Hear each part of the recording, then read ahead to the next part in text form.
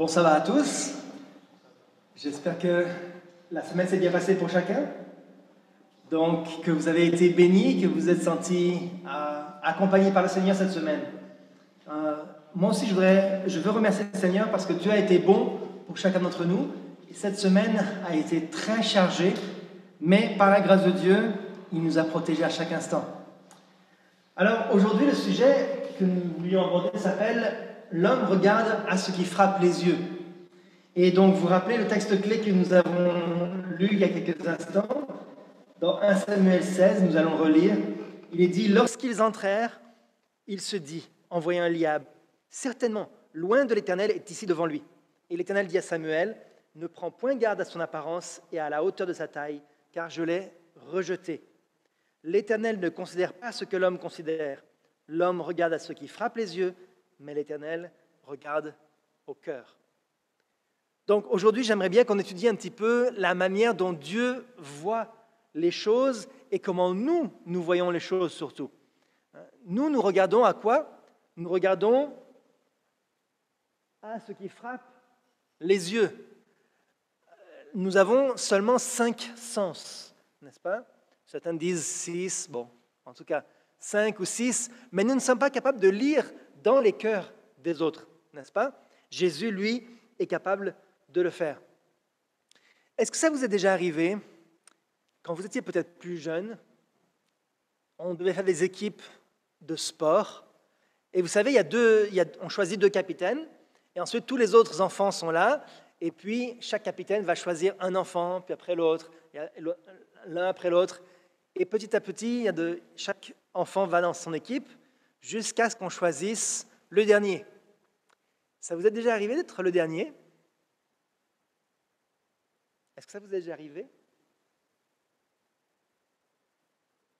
Le petit dernier ici, que personne ne voulait, parce que on joue au foot, et puis il est plus petit, il court moins vite, il est moins fort. Okay? Donc on regarde à ce qui frappe les yeux, on regarde à l'apparence, on regarde à ce qui va être à notre avantage. Et les gens vont avoir tendance à laisser les autres de côté, à juger d'après les apparences et à négliger des personnes. Ça nous arrive souvent de ne pas être les meilleurs dans notre domaine. Il y a toujours meilleur que nous, il y a toujours plus fort que nous. Et des fois, on est laissé de côté par rapport à ça. Alors que peut-être qu'il est le plus petit, mais peut-être qu'il court plus vite. Ou peut-être qu'il est moins fort, mais qu'il a plus de rage et d'énergie, et il va gagner. Ou peut-être qu'il va être là au bon moment, quand il va falloir mettre un but, et il va remporter la victoire. Mais nous, comment est-ce qu'on juge? Et c'est humain, hein? Comment est-ce qu'on juge? On a juste 5 sens, et donc on utilise nos yeux, et on se dit, cette personne-là, moi je pense que ce n'est pas la meilleure personne pour ce travail-là. Et on ne regarde pas plus loin que nos yeux. Dans le contexte que nous avons lu dans 1 Samuel, nous avons lu que jusqu'à l'époque de la nation d'Israël grandissait depuis l'époque de Moïse, où la nation d'Israël a été formée réellement, jusqu'à celle des juges. Qui était celui qui gouvernait? Qui était celui qui gouvernait? C'était Dieu, n'est-ce pas? Dieu était le dirigeant de la nation d'Israël. Et il nous a dit dans 1 Samuel 8 que le peuple a demandé un roi pour le gouverner, comme il y en a chez toutes les nations. Pourquoi ils ont demandé un roi? Est-ce que ça ne fonctionnait pas? Est-ce que la nation d'Israël n'était pas prospère? Tout se passait bien? Il n'y avait pas de guerre, de conflit? Pourquoi est-ce qu'ils ont demandé un roi? Les enfants, pourquoi? Oui? Ils voulaient être comme les autres nations. Mais comment? Comment comme les autres nations? Parce que les autres nations fonctionnent bien aussi. Ils avaient aussi la prospérité, il y avait aussi... Pourquoi est-ce qu'ils voulaient réellement un roi? Qu'est-ce que le roi va donner que Dieu ne peut pas donner?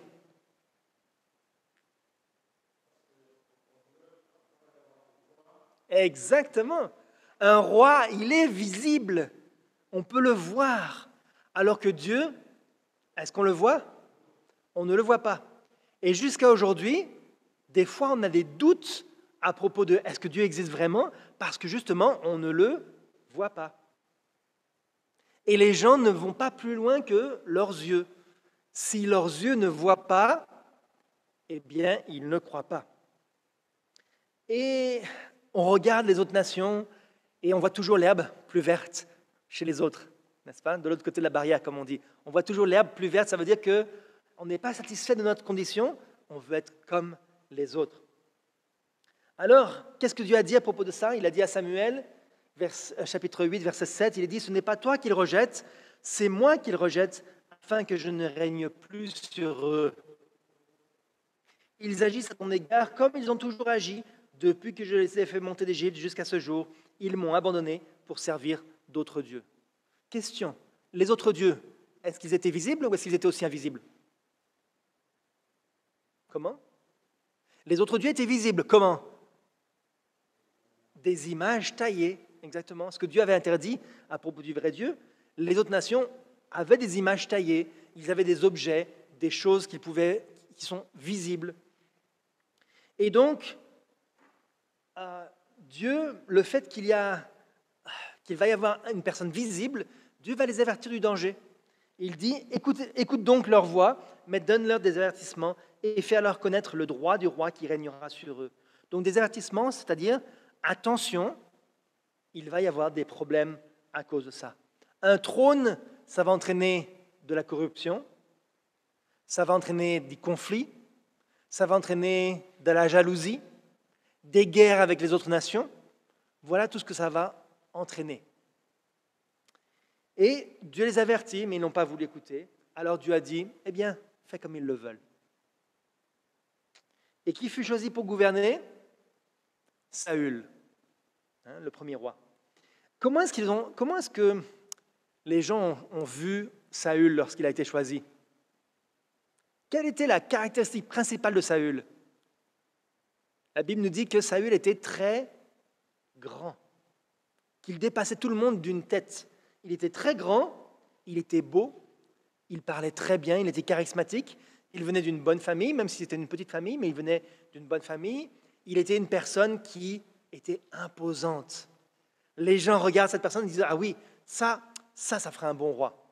Lui, c'est une bonne personne pour faire un roi. » Il regarde à ce qu'il frappe les yeux. Et on le sait, est-ce que Saül a été un bon roi? Quand on choisit avec ce qui frappe les yeux, eh bien malheureusement non, il n'a pas été un bon roi. Il a laissé le pouvoir lui monter à la tête, il a choisi le mal, il s'est corrompu, il s'est enrichi et il était mauvais envers Dieu et il s'est détourné de Dieu. Et finalement, Dieu l'a rejeté. Dieu a rejeté Saül, alors que les gens voyaient, même Samuel pensait que c'était un bon roi. Lorsque Dieu a rejeté Saül, qu'est-ce que Samuel a fait? Regardez ce qu'il est dit ici. L'Éternel dit à Samuel, quand cesseras-tu de pleurer sur Saül? Arrête de pleurer. Tu croyais que c'était un bon roi, mais ce n'était pas un bon roi. Je l'ai rejeté afin qu'il ne règne plus sur Israël. Remplis ta corne d'huile et va. Je t'enverrai chez Isaïe Bethléemite, car j'ai vu parmi ses fils celui que je désire pour roi. Alors maintenant, on va voir le choix de Dieu. Le choix du peuple, c'était Saül. Ils ont voulu un roi visible. Maintenant, on va voir le choix de Dieu. Qui est-ce que Dieu va choisir pour roi? Le verset clé que nous avons lu. Lorsqu'ils entrèrent, il se dit en voyant Eliab, « Certainement, loin de l'Éternel est ici devant lui. » Ça va être lui. Ah oui, Eliab, c'est le fils aîné, il a de l'expérience, c'est le plus grand, c'est le plus beau. Parmi tous ses frères, c'est lui qui va diriger son peuple. Dieu a dit non, c'est pas lui. Ne prends point garde à son apparence et à la hauteur de sa taille. Pourquoi est-ce que la hauteur était importante? Qu'est-ce que faisaient les rois à cette époque-là? Les rois étaient des combattants, n'est-ce pas? Jusque vers la fin du Moyen-Âge, la caractéristique principale d'un roi, c'était de commander, de diriger une armée. Et donc, pour diriger une armée, il faut quelqu'un qui soit grand, qui ait une voix forte, qui impose par la force et sa présence. Dieu dit non, ne regardez pas son apparence, ne regardez pas sa taille, car je l'ai rejeté. L'Éternel ne considère pas ce que l'homme considère. L'homme regarde ce qui frappe les yeux, mais l'Éternel regarde au cœur. Alors vient le deuxième, Abinadab. Isaïe appela Abinadab et le fit passer devant Samuel. Et Samuel dit, je pensais que ce serait lui, mais l'Éternel n'a pas non plus choisi celui-ci. Alors il y a eu Shama qui est passé devant lui. L'Éternel n'a pas non plus choisi celui-ci. Et Isaïe fit passer ses 7 fils devant Samuel. Et Samuel dit à Isaïe, l'Éternel n'a choisi aucun d'entre eux. Du plus âgé jusqu'au plus petit, de tous ceux qui sont passés devant lui, aucun de ceux-là n'a été choisi. Pourquoi pas? Qu'est-ce qui n'allait pas avec ces enfants-là? Est-ce qu'ils n'avaient pas une bonne éducation? Qu'est-ce qui n'allait pas? Pourquoi est-ce qu'ils étaient à la maison, ces enfants-là? Tous ces enfants, qu'est-ce qu'ils faisaient? Lorsqu'un invité important est là, ils viennent tous pour honorer l'invité, ils veulent tous être choisis. Ils veulent tous être bien vus par l'invité de marque. Puis Samuel dit à Isaïe, sont-ce là tous tes fils? Et il répondit, il reste encore le plus jeune, mais il fait paître les brebis. Le métier de berger, est-ce que c'est un métier qui est flatteur ou un métier humble? Humble. Ce n'est pas un métier qui est agréable. Les brebis, on s'ennuie très rapidement, ça sent un peu mauvais, on doit dormir dehors. Normalement, on faisait ça, c'était les serviteurs qui faisaient ce genre de travail-là. Ce n'est pas les fils de quelqu'un d'important. Il fait paître les brebis, c'est juste un berger, ne t'occupe pas de lui. Mais Samuel dit à Isaïe, envoie-le chercher, car nous ne nous placerons pas avant qu'il ne soit venu ici. Isaïe l'envoya chercher, et l'Éternel dit à Samuel, lève-toi, oins-le, car c'est lui. David n'avait rien de spécial. Il n'était pas particulièrement fort, pas particulièrement grand, il était très jeune, on ne sait pas quel âge il avait réellement, mais nous, on regarde les personnes et on pense que Dieu ne peut pas les utiliser. Un berger qui va devenir roi, mais d'où est-ce que ça vient cette histoire? On n'a jamais entendu dire ça. Les rois, ça vient de familles royales, les rois, ça vient de familles importantes. Ce n'est pas un berger qui peut devenir un roi. Et donc, on regarde les gens et on juge suivant l'apparence.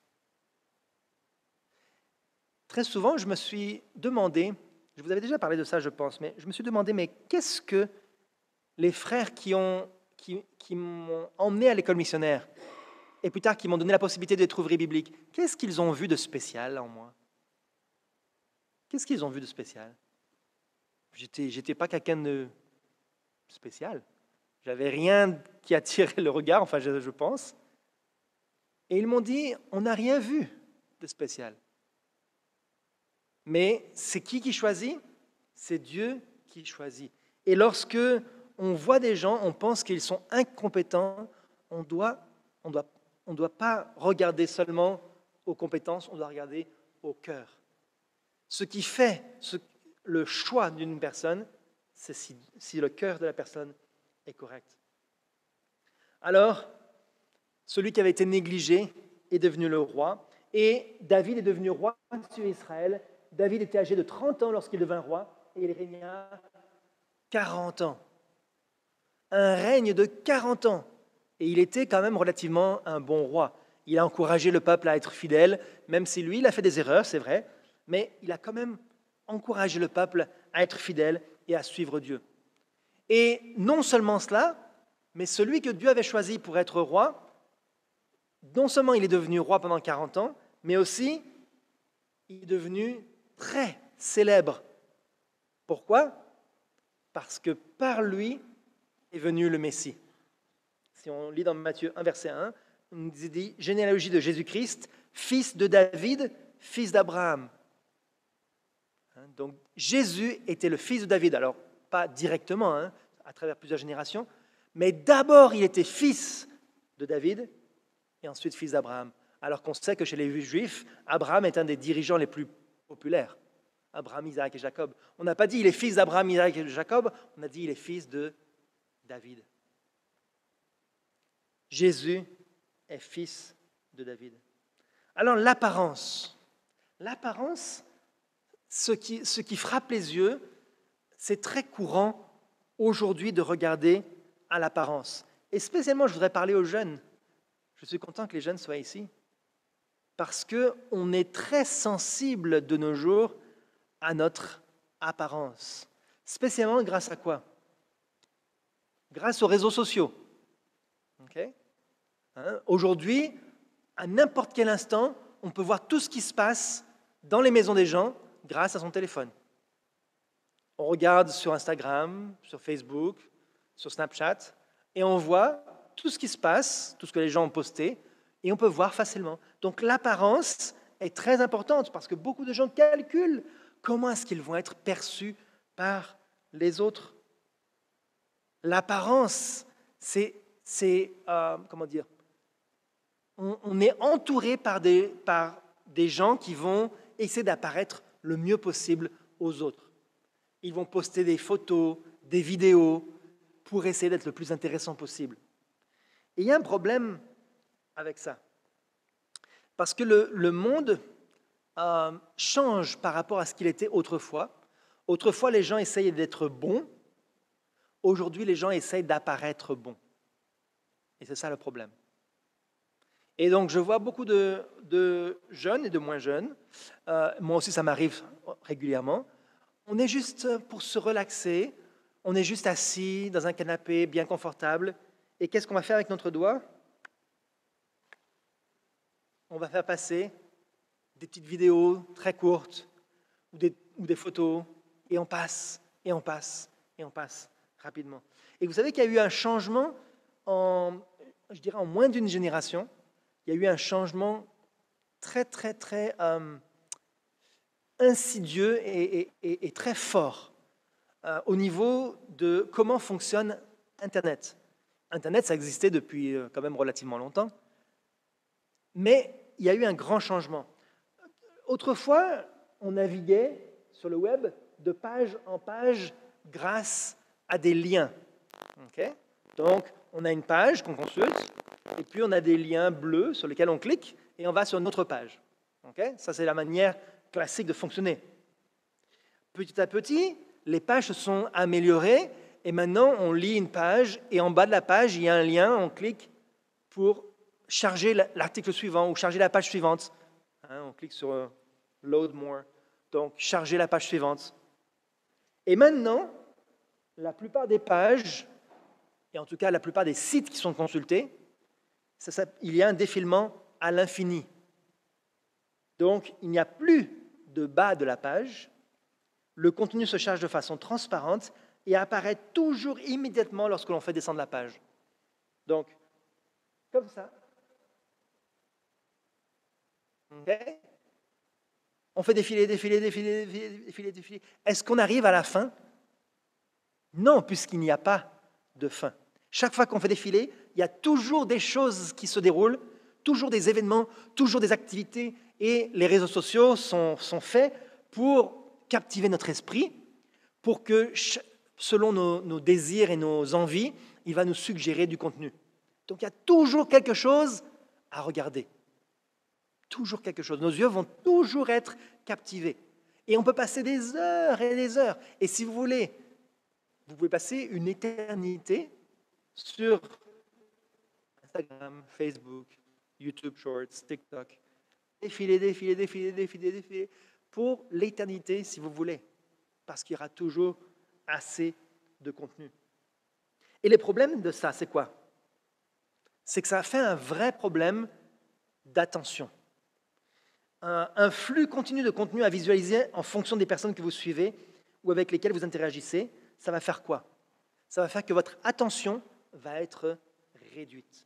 Votre capacité à observer réellement et à réfléchir va quasiment totalement disparaître. Quand vous faites défiler, vous ne réfléchissez plus.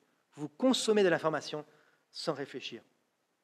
Et les sites web font exprès de proposer des contenus pour que vous restiez le plus longtemps possible sur leur site. Et donc, ils vont essayer de condenser le contenu, un contenu plus intéressant, dans le même espace. Ça veut dire qu'autrefois, quand on regardait des vidéos éducatives, instructionnelles sur YouTube. Quand je dis autrefois, ça existe encore aujourd'hui, mais c'est moins populaire.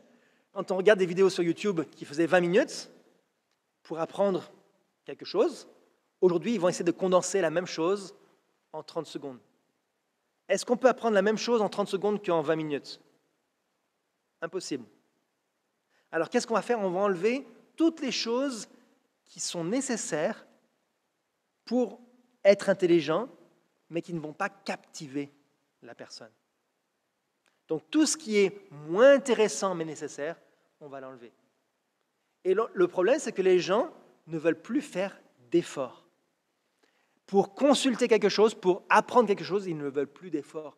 Ils veulent qu'on leur mette dans la bouche quelque chose de préparé.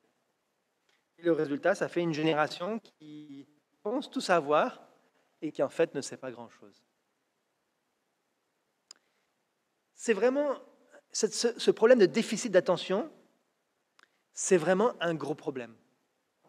Imaginez Jésus ici.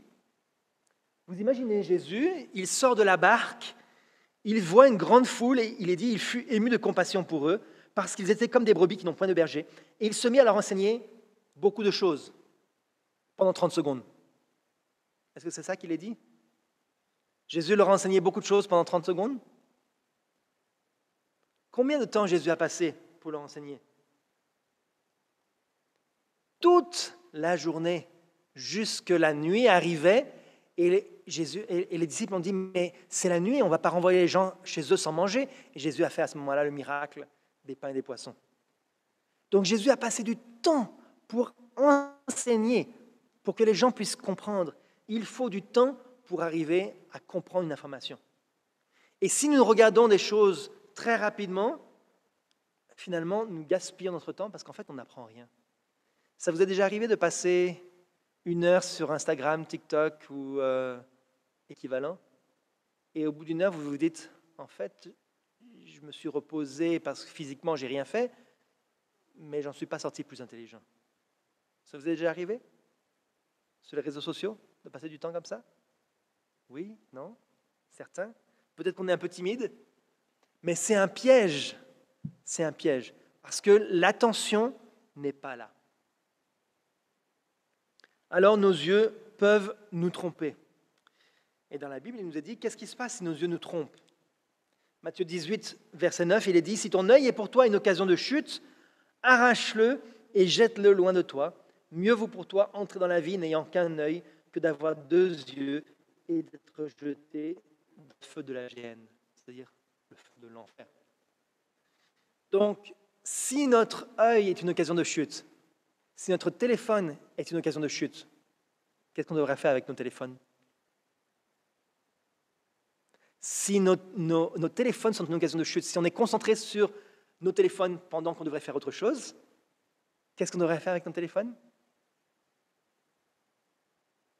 On devrait le jeter loin de nous. Ok? Peut-être pour certains jeunes, puisqu'aujourd'hui c'était un moment de jeunesse, cet après-midi on aura un moment de jeunesse, peut-être pour certains jeunes c'est un peu difficile si je vous dis de poser votre téléphone pendant plus que 2 ou 3 heures. Parce que vous vous sentez un peu paniqué. Je n'ai pas mon téléphone, qu'est-ce que je peux faire? Donc ça c'est un gros problème. On doit mettre toujours en tout temps Dieu en premier. Et pour Dieu, Dieu aime passer du temps avec nous. Il ne veut pas qu'on passe juste 30 secondes avec lui. Il veut qu'on pose nos affaires et qu'on prenne du temps. Dans Marc 12, il est dit, quel est le premier de tous les commandements? Et Jésus répondit, voici le premier, écoute Israël, le Seigneur notre Dieu est l'unique Seigneur, et tu aimeras le Seigneur ton Dieu de tout ton cœur, de toute ton âme, de toute ta pensée, de toute ta force. Est-ce que vraiment on aime Dieu de tout notre cœur, de toute notre force? Ou est-ce qu'on aime Jésus, mais nos idées sont partagées? On est occupé à penser à Dieu, et puis 10 secondes plus tard, mes idées ont tourné pour penser à autre chose, parce que mon attention a beaucoup réduit. Lorsque finalement David est mort, David avait montré un bon exemple au peuple, mais dans sa propre famille, il ne s'était pas impliqué comme il aurait dû. Et malheureusement, le troisième roi d'Israël a fait des mauvais choix, lui aussi. Dans 1 roi 11, il est dit que le roi Salomon a aimé beaucoup de femmes étrangères, outre la fille de Pharaon, des Moabites, des Ammonites, des Édomites, des Sidoniennes, des Hétiennes, appartenant aux nations dont l'Éternel avait dit aux enfants d'Israël, « Vous n'irez point chez elles, et elles ne viendront point chez vous. Elles tourneraient certainement vos cœurs du côté de leur Dieu. » Et ce fut à ces nations que s'attacha Salomon, entraîné par l'amour. Donc Dieu avait dit aux nations, à Israël de ne pas aller se marier avec des femmes étrangères. Pourquoi? Qu'est-ce que les femmes étrangères allaient faire? Ou les hommes étrangers, hein? Qu'est-ce qu'ils allaient faire? Exactement. Ils allaient faire oublier Dieu, ils allaient nous faire nous détourner de Dieu. Et le problème, c'est que, oui, on ne va pas se marier forcément dans l'Église avec des personnes étrangères, mais le problème, c'est que nous faisons venir dans nos maisons des choses étrangères. Le problème n'est pas seulement le mariage. Le mariage, c'est vrai que normalement, c'est fait pour unir deux personnes pour la vie, c'est fait pour s'encourager l'un l'autre, mais le problème n'était pas tellement le mariage, le problème était l'influence que ça avait dans la maison de Salomon. Dans la maison de Salomon, il y avait des faux dieux, des faux dieux qui étaient adorés, des cultes aux faux dieux, il y avait des sacrifices d'enfants, il y avait des offrandes qui étaient faites, qui étaient mauvaises, et toutes ces choses-là étaient dans la maison du roi d'Israël. Et si nous, dans nos maisons, on introduit des crimes, de la mauvaise sexualité, des choses, de la mauvaise musique, on introduit toutes ces choses dans nos maisons, c'est comme si c'était un mariage. Ça a une influence sur nous, c'est comme si on se mariait avec des faux dieux, ou des personnes qui nous entraînent vers les faux dieux, vers le monde. Le problème de Salomon, il est dit qu'il a été entraîné par l'amour. Mais en fait, est-ce que c'était vraiment l'amour? C'est quoi qui l'a entraîné? Est-ce que c'est vraiment l'amour qui peut l'entraîner vers 700 princesses pour femmes et 300 concubines? Est-ce que c'est possible dans sa vie d'aimer d'un vrai amour 1000 personnes? Est-ce que c'était l'amour qui l'a attiré vers ces gens-là? Vers ces femmes-là? Ce n'était pas l'amour. C'était quoi? Qu'est-ce qui l'attirait? Ses yeux. Et il est dit, à l'époque de la vieillesse de Salomon, ces femmes inclinèrent son cœur vers d'autres dieux, et son cœur ne fut point tout entier à l'Éternel son Dieu, comme l'avait été le cœur de David son père. David avait eu toute son enfance, il avait passé son enfance dans des choses innocentes, près des brebis, à jouer de la musique, écrire des poèmes, passer du temps à observer la nature. Tandis que Salomon, il a vécu dans les palais, entouré de femmes, entouré de corruption et de choses mauvaises. Voilà la différence. Et son cœur, il est dit, ne fut point tout entier à l'Éternel, son Dieu. Peut-être que vous aussi, vous avez remarqué que des fois, votre cœur n'est pas entièrement à Dieu. Pas complètement. Vous aimez des choses qui sont mauvaises, qui ne devraient pas être dans votre vie. Peut-être que vous aussi, vous êtes attaché à des femmes ou à des hommes étrangers, à des choses qui n'auraient jamais de place dans notre vie. Il est dit dans Matthieu 6, verset 22, Jésus nous dit que l'œil est la lampe du corps, et si ton œil est en bon état, tout ton corps sera éclairé. Si nous nous nourrissons des bonnes choses, si nous regardons les bonnes choses, nous serons tout entiers éclairés de la lumière de Dieu. Mais si on consulte beaucoup de choses mauvaises, eh bien, il est dit, si ton œil est en mauvais état, tout ton corps sera dans les ténèbres. C'est grave, ça. À votre avis, pourquoi est-ce que vous pensez vraiment que ce qu'on regarde a une influence? Est-ce qu'on est influencé par ce qu'on regarde? Bon, quand on est petit, je dirais, plus on est jeune, plus on est influençable. Mais quand on est adulte, est-ce que les adultes sont aussi influençables que les jeunes? Non. On pense qu'on est meilleur que ça, n'est-ce pas? On pense qu'on n'est pas influencé par ce qu'on regarde. Mais alors pourquoi les entreprises dépensent des milliards de dollars pour faire de la publicité alors qu'on n'est pas influencé? Est-ce que vraiment on n'est pas influencé? Pourquoi les entreprises dépensent des milliards de dollars? Elles savent que ce que nous voyons affecte notre comportement. Quand on voit des publicités, on n'a qu'une seule... Je ne pense pas être le seul comme ça, hein. Je ne regarde pas les publicités. S'il y a une publicité, qu'est-ce que je fais? Le plus vite possible, je vais faire passer la publicité pour m'en débarrasser. Mais cependant, quelqu'un a payé pour que je voie ça. Qu'est-ce que ça veut dire? Ça veut dire qu'il savait qu'il pouvait m'influencer malgré tout. Même durant ces quelques secondes avant de pouvoir passer la publicité, j'ai déjà été influencé. Tout ce qu'on regarde, frères et sœurs, tout ce qu'on met devant nos yeux a une influence sur nous. Alors, des fois, on est aveugle aux choses de Dieu et on est très ouvert aux choses du monde. Et David, justement, le psalmiste disait, au psaume 119, il disait « Ouvre mes yeux pour que je contemple les merveilles de ta loi. » Ça vous est déjà arrivé de lire les 10 commandements et de vous dire « Waouh, moi je ne vois pas trop de merveilles là-dedans. Je vois juste des choses interdites. » Pourquoi est-ce que David disait que c'était merveilleux la loi de Dieu? Moi, je ne vois pas ça comme merveilleux, je vois juste des commandements, c'est interdit, ne fais pas ci, ne fais pas ça. Je ne vois pas les merveilles. Parce que nos yeux sont aveuglés. On est facilement attiré par les choses qui brillent et très peu attiré par les choses de Dieu. Nos yeux nous trompent et nous devenons des gens mondains. Il est dit, car tout ce qui est dans le monde, la convoitise de la chair, la convoitise des yeux et l'orgueil de la vie ne vient point du Père, mais vient du monde. Alors, je ne voudrais pas rester sur des points négatifs. J'aimerais pouvoir vous encourager à regarder des choses importantes. Des choses qui ne frappent pas forcément les yeux, comme David ou Saül, roi d'Israël, qui était visible. Regardez à des choses qui sont invisibles. Comment est-ce qu'on peut regarder des choses invisibles? Qu'est-ce que tu en penses? Comment on peut regarder des choses invisibles? Est-ce que c'est possible? Est-ce que c'est possible, des choses invisibles? Pourtant, il est dit dans 2 Corinthiens 4, il est dit « Parce que nous regardons, non point aux choses visibles, mais à celles qui sont invisibles. » Donc, on regarde des choses invisibles, car les choses visibles sont passagères et les invisibles sont éternelles. On doit regarder les choses invisibles parce que ces choses-là ne vont jamais changer. Elles sont une assurance qui sont toujours valables. Et comment est-ce qu'on peut regarder aux choses invisibles?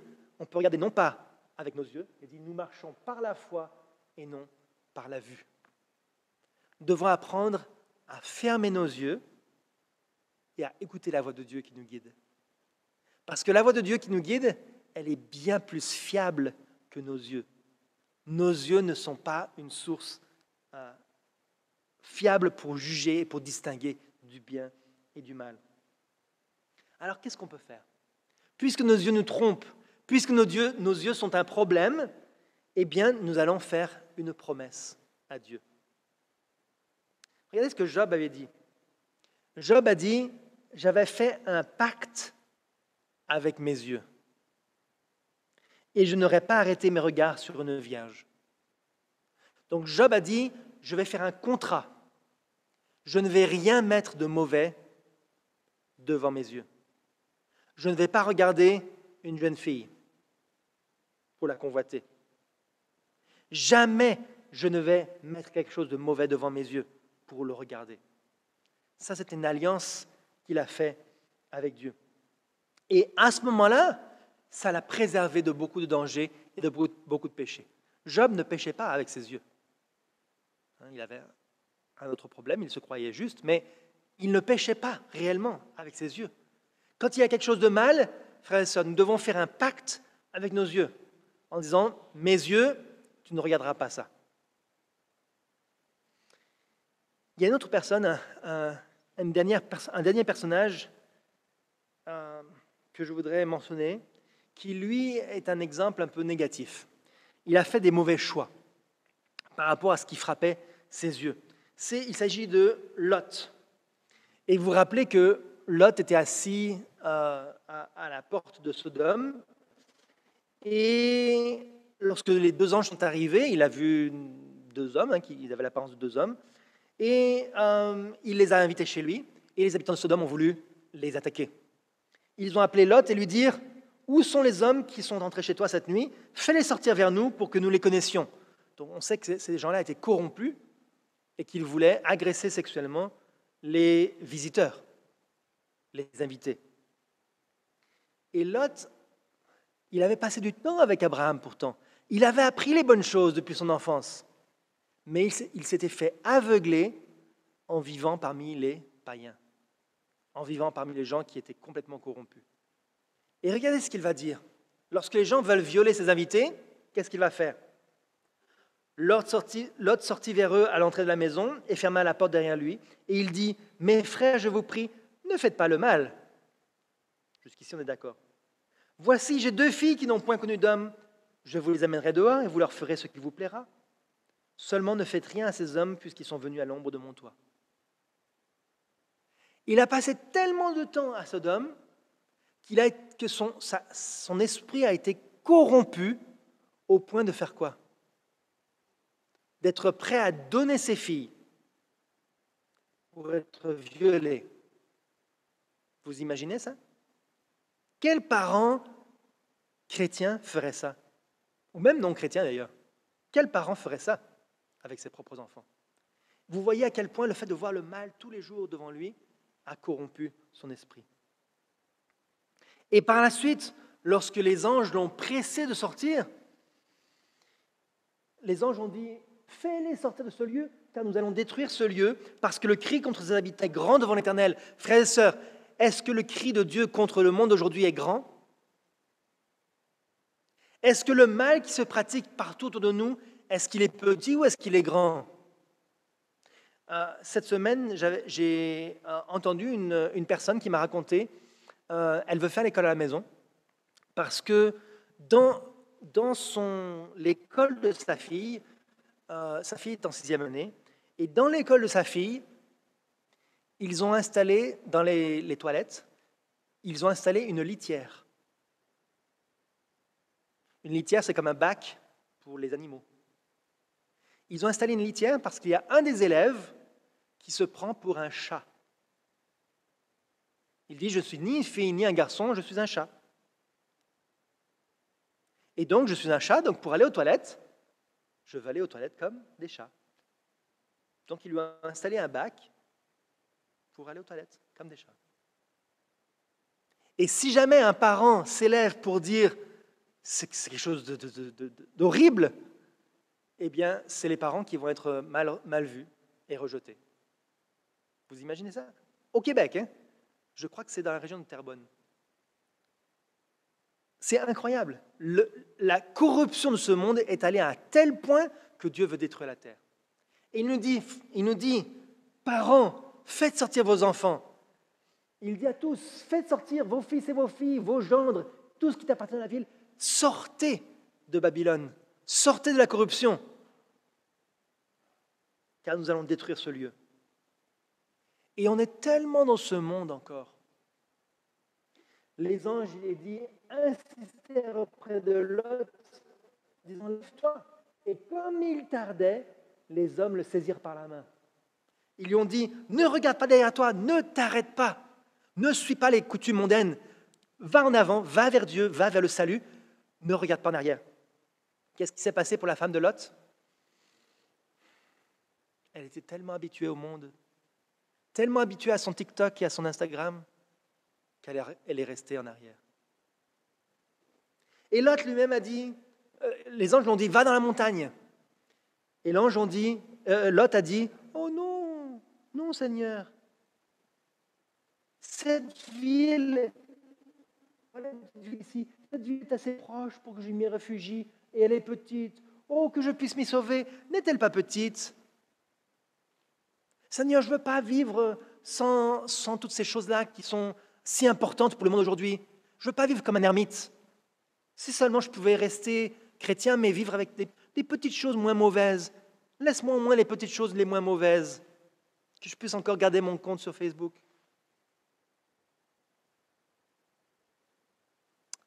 Et Dieu lui a dit, vas-y. Voici, je t'accorde encore cette grâce. Et je ne détruirai pas la ville dont tu parles, cette petite ville. Pas encore. Pourtant, Dieu voulait la détruire, n'est-ce pas? Dieu voulait quand même détruire même cette petite ville qui était plus proche de la montagne, qui en apparence était peut-être moins corrompue. Dieu voulait quand même la détruire. Dieu veut détruire tout ce qui est mauvais dans notre vie. Et c'est nous, à cause de nous, il patiente, il insiste.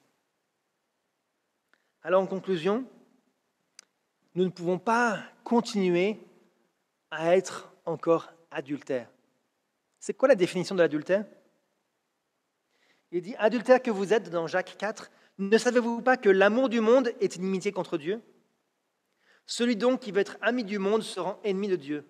Croyez-vous que l'Écriture parle en vain? C'est avec jalousie que Dieu chérit l'esprit qu'il a fait habiter en nous.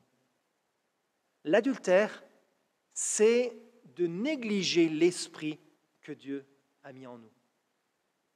Frères et sœurs, vous avez tous reçu l'appel du Saint-Esprit. Dieu a mis en vous un esprit de salut, un esprit de transformation. Si nous ne sommes pas fidèles à cet esprit, si nous revenons en arrière, si nous retournons à ce que nous avons vomi, Dieu va nous rejeter. Il est dit, Dieu fait grâce aux humbles, mais il résiste aux orgueilleux. Soumettez-vous donc à Dieu et résistez au diable, et il fuira loin de vous. C'est très... même moi, je dois dire que je lutte pour ne pas me laisser emporter par ces médias sociaux. Parce qu'il y a des bonnes choses derrière ça. On communique, on est connecté à des gens qui sont intéressants. Mais quand on fait passer toutes ces nouvelles, on est aussi attrapé par toutes sortes de mauvaises choses. Alors, si on est adultère, si on a trahi la confiance que Dieu a mis en nous, on a un espoir. Dans Jacques 4, il est dit « Approchez-vous de Dieu et il s'approchera de vous. Nettoyez vos mains, pécheurs, purifiez vos cœurs, hommes irrésolus. Sentez votre misère, soyez dans le deuil et dans les larmes, que votre rire se change en deuil et votre joie en tristesse. Humiliez-vous devant le Seigneur et il vous élèvera. » Si on néglige les choses de ce monde, les gens vont penser « Ah, mais t'as pas de fun, c'est pas drôle ta vie de chrétien. Tu peux même pas faire ces choses-là, mais pourtant, la Bible ne parle pas contre tous ces réseaux sociaux. C'est pas drôle ce que tu fais. » Les gens vont penser qu'on est triste. Mais c'est comme ça qu'on pourra s'élever. C'est comme ça qu'on va briser nos liens terrestres et qu'on pourra se rapprocher de Dieu. Le Saint-Esprit veut s'approcher de nous. Il veut nous sauver. Ne faisons pas comme Lot qui a regardé aux choses de la terre, qui voulait rester le plus proche possible de sa zone de confort, mais faisons plutôt comme ceux qui ont pris des bonnes décisions, qui ont marché jusqu'à la fin, qui ont eu la victoire avec Dieu. C'est mon désir et ma prière que nous puissions être préservés du mal, préservons nos familles, nos foyers, afin que le Saint-Esprit soit présent dans nos maisons. Amen.